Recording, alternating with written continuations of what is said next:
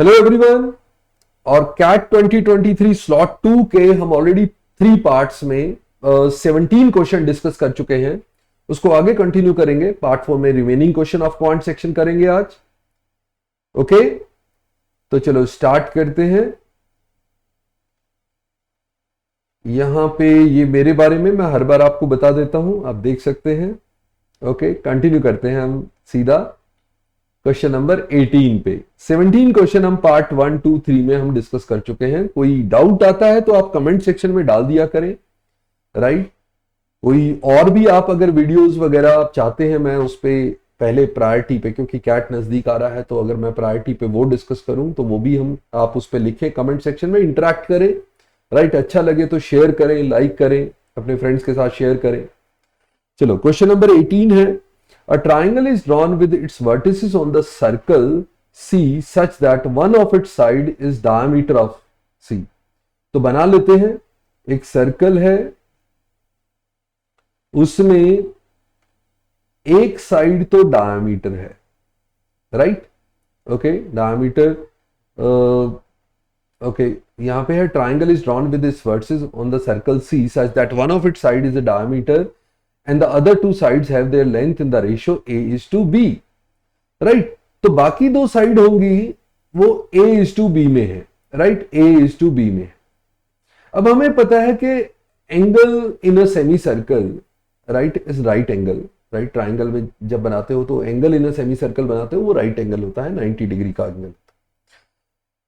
तो if the radius of the circle is R, अगर radius R है, then the area of the triangle, area of the triangle इसमें बताना है मुझे, राइट। तो मैं पहले मैं चाहूंगा मैं चेक ना कर लूं इसको, राइट। इसको ऐसे चेक कर लूं कि इसका ये बिल्कुल सेंटर में ले लूं इसको, राइट। इसकी हाइट अगर इसको बिल्कुल दोनों ए और बी को इक्वल ले लूं और सेंटर में बना दूं तो इसकी हाइट भी आर हो जाएगी, राइट। अगर इसको सेंटर में बना दूं बिल्कुल तो क्या होगा, हाइट भी आर हो जाएगी। तो अगर मैं ए और बी इक्वल हो जाएंगे तो ए और बी को अगर 1 और 1 रखूं तो मेरा ये जो हाइपोटेन्यूज आता है इनका, ये पूरा √2 आता है। यहां से यहां 1 1 तो √2 हो जाता, राइट। तो अब 1 1 की बजाय अगर मैं 2 2 ले लूं, चलो 1 1 ले लेते हैं, उससे कोई फर्क नहीं पड़ता। 1 और 1 लूं तो यहां √2 होना चाहिए। ओके, इसका मतलब मेरा R जो होगा वो √2/2 हो जाएगा, यानी 1/√2 हो जाएगा। ओके, √2/2 यानी 1/√2। तो R की वैल्यू 1/√2, A की वैल्यू 1, B की वैल्यू 1। ओके, तो एरिया कितना आ रहा है, हाफ बेस हाइट। तो हाफ बेस हाइट तो हाफ इंटू 1 इंटू 1 हो जाएगा, उधर से जिधर से मर्जी ले लो, तो एरिया हो जाएगा हाफ, यानी एरिया हाफ आना चाहिए अगर आप A को 1, B को 1 और R को 1/√2 पुट करें। एक बार चेक कर लेता हूं, A को 1, B को 1, A 1 1 वाले तो हटा देता हूं, ये 1 1 2 है, 2 इंटू 2 4, नीचे 4 है और ऊपर R स्क्वायर, हमने R लिया 1/√2, तो 1/√2 का स्क्वायर 1/2 हो जाएगा, ये 1/8 बन जाएगा। हमारा तो 1/2 बनना चाहिए, तो ये तो नहीं होगा। यहां पे देखिए A और B 1 है, R स्क्वायर 1/2 हो गया ऊपर और नीचे 1 + 1 2 हो गया, तो 1/4 बनेगा टोटल ये, राइट। तो ये भी नहीं हो सकता। यहां हमारा 4AB² में 4A और B 1 है और R स्क्वायर हो गया 1/2 और नीचे 1 + 1 यानी 2, तो 2 और 2 4 दोनों काट देंगे तो 1 आ जाएगा, तो ये भी नहीं हो सकता। तो ये लास्ट वाला ही ऑप्शन होगा फिर। 2 इंटू 1 इंटू 1 और R स्क्वायर हो गया 1/2 और नीचे आ गया ये 1 + 1 2, सो 2 से 2 कट गया यानी 1/2 आ गया। हमारा एरिया 1/2 ही आना चाहिए था, तो डी ऑप्शन करेक्ट आंसर है। एक ही ऑप्शन आई तो बाकी का केस खत्म हो गया, राइट।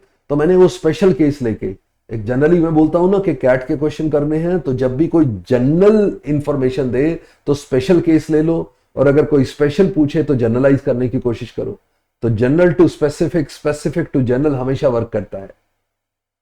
ओके, तो हमने एक ऐसा आइसोसेलेस राइट एंगल ट्राइंगल ले लिया जो डायमीटर उसका हाइपोटेन्यूज था, तो 1 1 √2 बन गया, तो उसका रेडियस जो बन गया 1/√2 बन गया। ओके, चलो नेक्स्ट पे आ जाते हैं।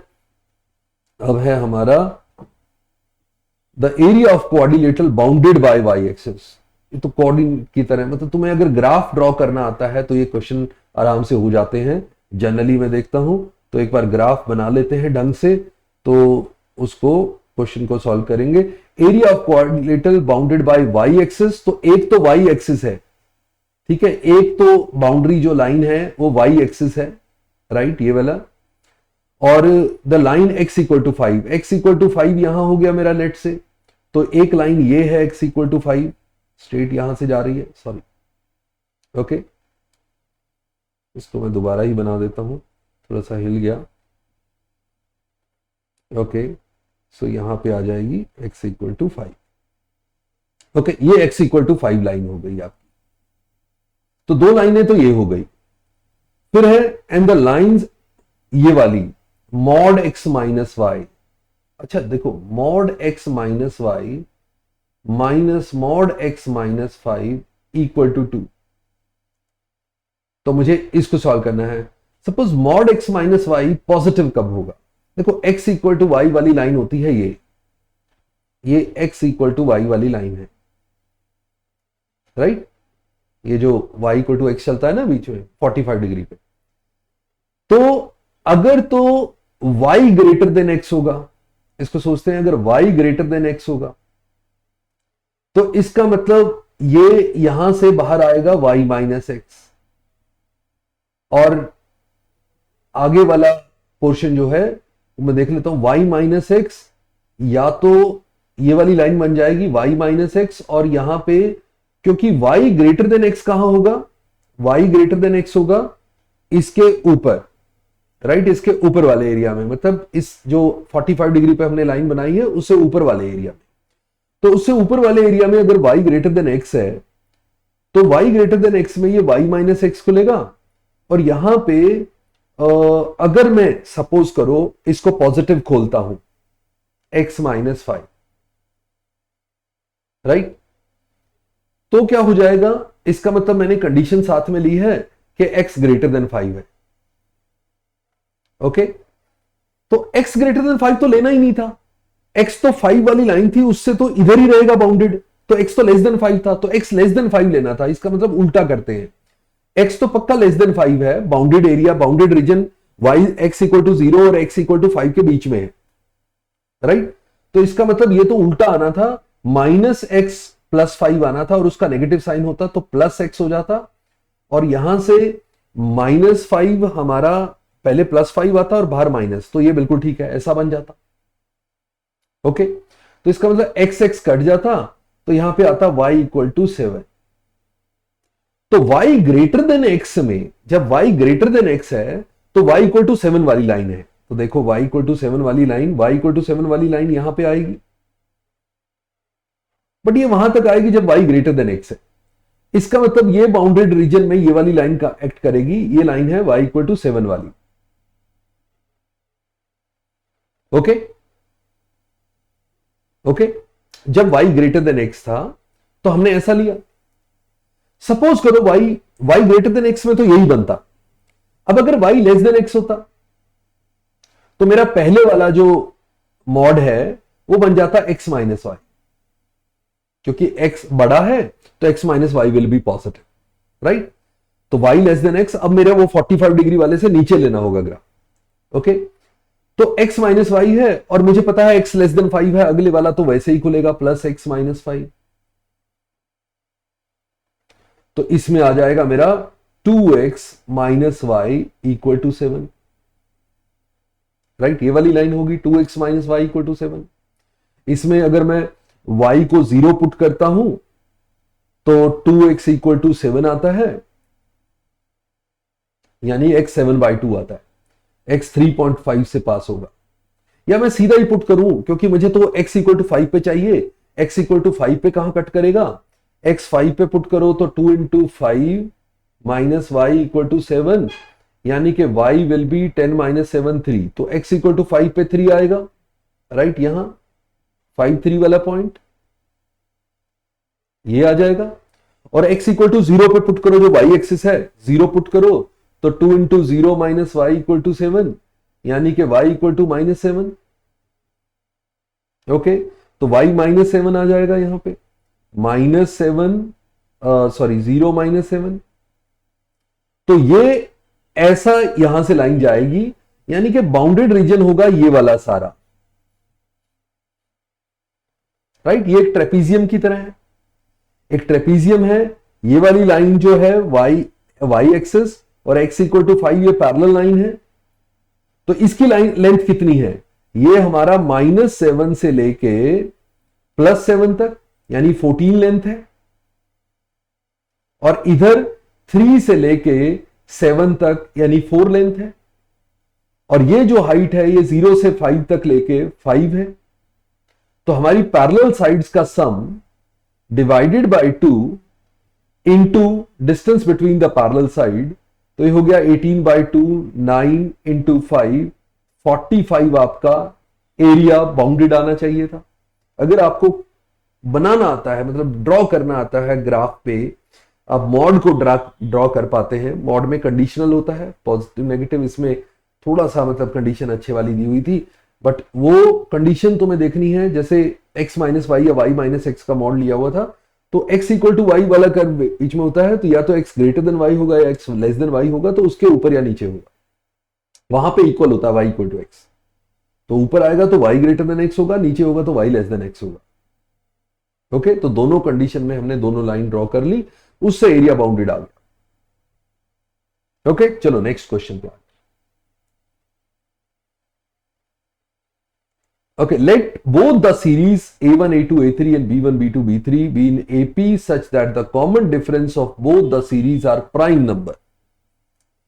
If A5 is B9, okay, A5 B9 है, okay, A5 वैसे हमारा होता है, यानी कि A5 को अगर मैं करूं तो ये A1 प्लस 4 इंटू डी है, राइट, और ये दूसरी तरफ B9 है तो B1 into B1 plus 8D है। ओके, दूसरी तरफ A19 B19 के इक्वल है, तो यानी कि A1 plus 18D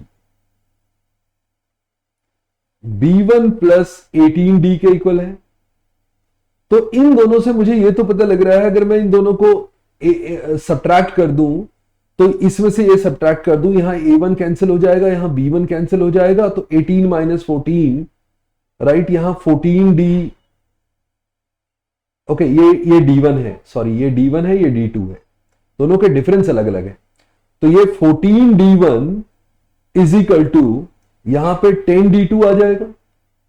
so D1 by D2 is equal to 10/14 और 5/7 आ जाएगा, राइट। क्योंकि D1 और D2 डिफरेंसेस प्राइम है, तो D1 को आपको 5 ही लेना पड़ेगा कंपलसरी, और D2 को आपको 7 ही लेना पड़ेगा कंपलसरी, क्योंकि अगर 5 का कोई मल्टीपल ले लिया तो वो तो प्राइम नहीं होगा, 7 का मल्टीपल ले लिया वो प्राइम नहीं होगा, तो 5 और 7 ही होंगे डिफरेंसेस, राइट।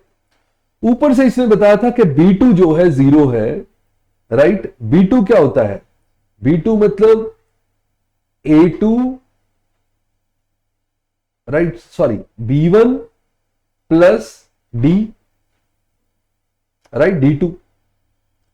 सो B1 प्लस D2 हमारा 7 आया था, और अगर ये 0 दे रखा है तो इसका मतलब B1 is equal to -7, right.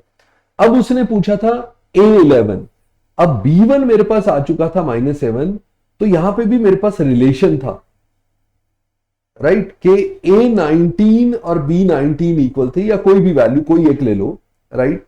अगर B1 आपका -7 आ चुका है, तो आप किसी एक इक्वेशन में, लेट से इस इक्वेशन में से मैं अगर पुट कर लेता कि A1 निकालना है मुझे, A1 प्लस 4 टाइम D1 था 5, तो 4 into 5 20 is equal to B1 आ चुका है -7, और 8 टाइम्स D2 हमारा है 7, तो A1 की वैल्यू यहां से आ जाती, ये है 8 into 7 56, -7 49, 49 minus 20 29, right.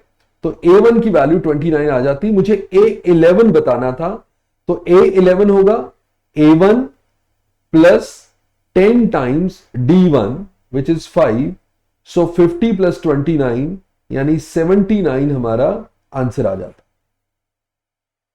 Right. Okay, AP का नॉर्मल क्वेश्चन था, थोड़ा सा बस घुमा के दिया हुआ था, डूएबल था, राइट। वो सिर्फ पार्ट था एक आपको ध्यान रखने वाला कि जो D1 D2 का रेशियो हम ले रहे हैं, जिसमें 5:7 का रेशियो आया था, बट आप 5 और 7 ही ले सकते हो डिफरेंस, क्योंकि डिफरेंसेस प्राइम नंबर दे रखे थे। डिफरेंसेस प्राइम नंबर हैं तो वो सिर्फ 5 और 7 ही हो सकते थे, कोई और हो ही नहीं सकते थे, राइट। चलो फिर नेक्स्ट पे आ जाते हैं। यहां पे है if P square plus Q square, okay देखते हैं, P square plus Q square -29 is equal to 2PQ -20 is equal to 52 -2PQ। वैसे इसमें आपको ये नहीं लिखता, देखो अगर मैं इसको इससे इक्वेट कर लूं तो मेरे पास आ जाएगा P square plus Q square -2PQ equal to, इस 29 को इधर ले जाऊंगा तो 29 -20 तो that will be 9, so P minus q का whole square is equal to 9, और P माइनस क्यू की वैल्यू जो होगी या तो 3 होगी या -3, ठीक है, इनमें से एक आई।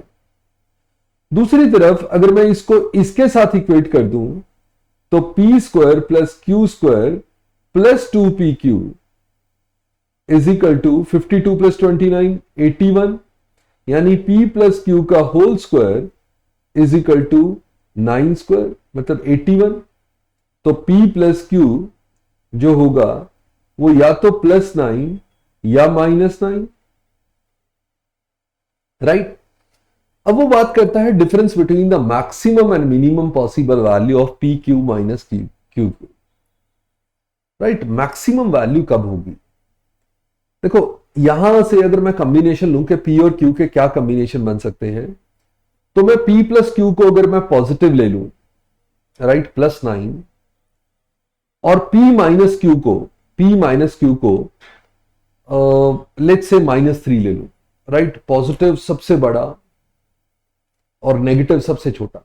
एक बार देखो जरा, P प्लस क्यू को 9 लिया और P माइनस क्यू को -3 लिया, राइट। वैसे तो -3 हो या 3 हो, वो तो P और Q का डिफरेंस एक वैल्यू बड़ी एक वैल्यू छोटी आएगी, तो डिफरेंस और सम का ही आएगा, तो बात तो 6 और 3 में ही आएगी, राइट।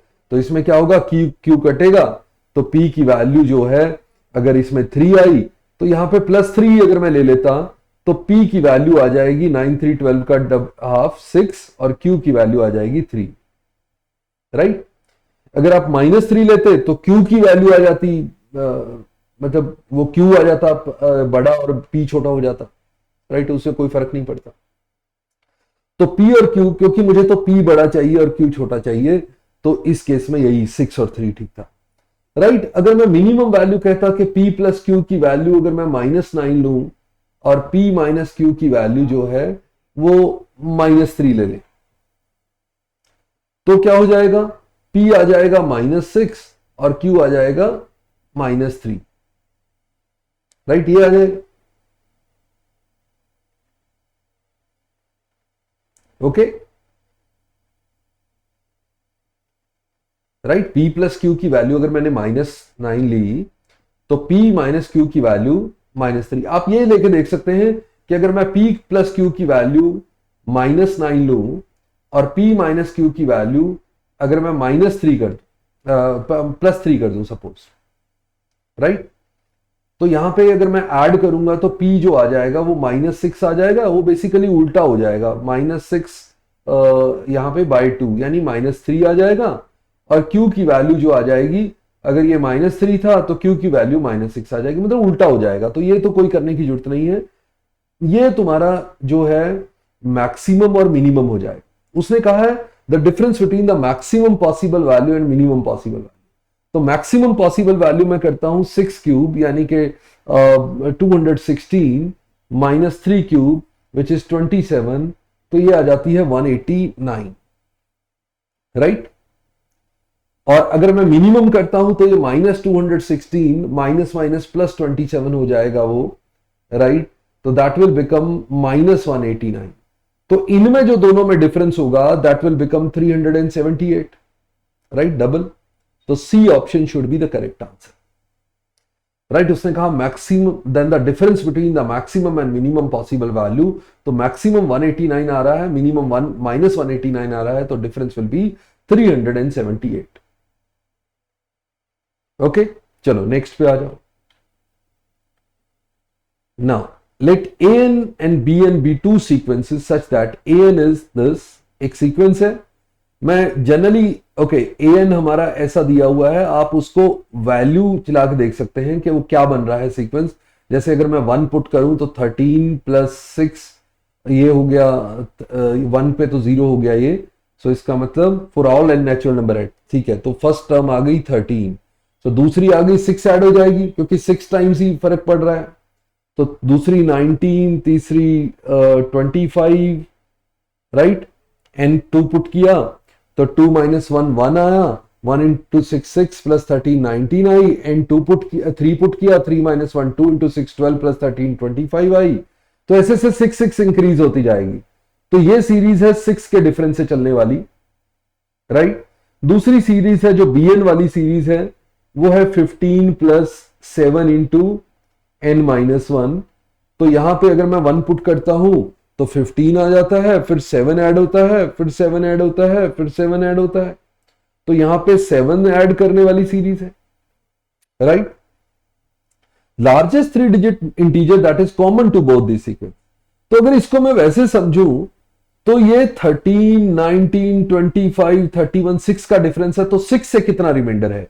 ये वो सारे नंबर हैं जो 6 से डिवाइड करो, जब डिवाइजर 6 हो तो रिमाइंडर 1 आता है। सारे नंबर देखो, 6 × 2 से 1 आया, 6 × 3 से 1 आया, 6 × 4 6 × तो ये नंबर हो गए 6 से डिवाइड रिमाइंडर 1 आए। इसमें 7 से डिवाइड करो क्योंकि 7 7 का गैप है, तो इसमें 7 से डिवाइड करो तो रिमाइंडर 1 आ रहा है। तो दैट मींस कॉमन रिमाइंडर है। तो तुम्हें वैसा क्वेश्चन बन गया जैसे एलसीएम का क्वेश्चन था, 6 से डिवाइड करो तो 1 आने वाला, 7 से डिवाइड करो तो भी रिमाइंडर 1 आने वाला। Common, right. जनरल फॉर्म क्या होगी? तो जनरल फॉर्म होती है 6 और 7 का एलसीएम, यानी 42 से डिवाइड करो तो रिमाइंडर 1 आना चाहिए। तो ऐसा फॉर्मेट होगा जो इन दोनों को फॉलो करेगा। अगर 42 से डिवाइड करोगे तो रिमाइंडर 1 आएगा, राइट। वो नंबर होगा जो कॉमन होगा दोनों में। देखो 43 दोनों में आएगा, यहां 31 के बाद 37 फिर 43, यहां पे 36 के बाद ही 43 आ जाएगा। तो 43 दोनों में आया क्योंकि वो 42 + 1 है, राइट। तो मुझे 3 डिजिट का लार्जेस्ट नंबर चाहिए जो 42 से रिमाइंडर 1 दे। तो कैसे करते हैं? तो या तो मैं सीधा ही पहुंच जाऊं कि 42 का डबल 8 40 के मल्टीपल में आएगा, यानी कि +1 ऐसा नंबर, या इसमें 42 और ऐड करूं, 84 और ऐड कर दिया मैंने, तो 429 तो ये आएगा। अब 42 और ऐड कर दूं तो ये आएगा, राइट, 967। इसके बाद 42 ऐड करूंगा तो 4 डिजिट का हो जाएगा। तो ये लार्जेस्ट नंबर है, ये लार्जेस्ट नंबर है। आप दोनों सीक्वेंस चेक कर सकते हो, 6 से डिवाइड करोगे तो भी रिमाइंडर 1 आएगा, 7 से डिवाइड करोगे तो भी रिमाइंडर 1 आएगा, और 6 से 1 रिमाइंडर देने वाले आपके एन सीक्वेंस में सारे नंबर आएंगे, 7 से 1 रिमाइंडर देने वाले आपके बीएन सीक्वेंस में सारे नंबर आएंगे, स्टार्टिंग विद वो 13 और 15 रिस्पेक्टिवली। ओके, तो your answer will be 967, right. ये आपका करेक्ट आंसर होगा। ओके, तो ये आज का लास्ट क्वेश्चन था आपका स्लॉट 2 का, कैट 2023 स्लॉट 2 का क्वेश्चन था, ये लास्ट क्वेश्चन था। ये सारे हमने डिस्कस कर लिए। अगर आपका कोई डाउट आता है तो आप कमेंट सेक्शन में डालें, अदरवाइज आपको अगर अच्छा लगा हो तो आप शेयर करें, लाइक करें, और आप अपना भी कुछ इनपुट देना चाहें, कोई आप चाहते हो कि कोई पर्टिकुलर सीरीज, कोई पर्टिकुलर टॉपिक पे मैं बात करूं, तो वो भी आप कमेंट सेक्शन में लिख सकते हो। See you in the next session. Bye bye. Namaste. Jai Hind. Thank you.